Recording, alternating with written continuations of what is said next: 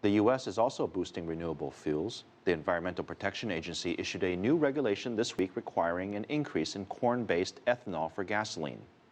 While that could be good news for corn farmers, some oil companies and some environmentalists say it is a step backwards. Our very own Roza Kazan explains. It's the peak of the corn harvest in the central U.S., and Jim Rapp and his sons are hard at work.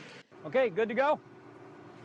Corn is king, they say here, but it's corn ethanol, perhaps one of the most controversial renewable fuels, that's changed the game. We were able to make a higher income per acre, gave us the opportunity to upgrade some of our equipment, and it gives us a greater challenge to raise more. Like many farmers here, Rapp switched most of his land to corn after the U.S. Congress passed a bill in 2005 requiring increasing amounts of biofuels be mixed into gasoline. The price of corn went up, and Rapp now raises the majority of his crops for ethanol. The higher the price of the corn is, the more corn you want to raise as an entrepreneur. Raymond Deffenbaugh, a farmer himself, built and now runs 4 ethanol plants. Creating a higher demand for corn with ethanol, he says, helped many farmers stay afloat. We wanted to capture it more on the farm so that that value that we captured could be used to produce jobs for our local community, to preserve our community, and to add value in the form of dividends to our investors.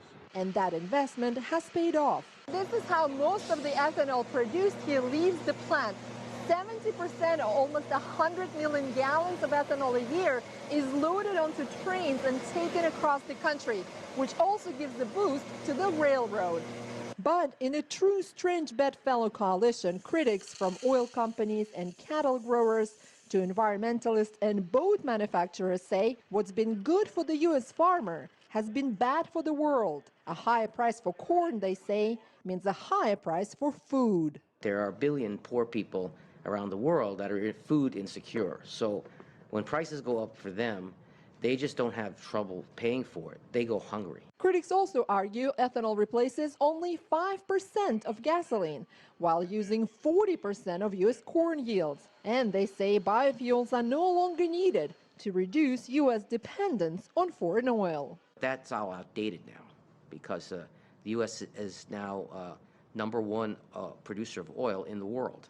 We are actually the #1 producer of oil because of the fracking revolution. Corn growers say the oil industry just doesn't want competition. A lot of people think agriculture is big. We are not nearly as big as the petroleum industry. And so it's a little guy fighting for market share with a really big guy. Farmers like the Rapps, who've built their lives and livelihoods around ethanol, say eliminating the renewable fuel standard would be nothing short of catastrophic.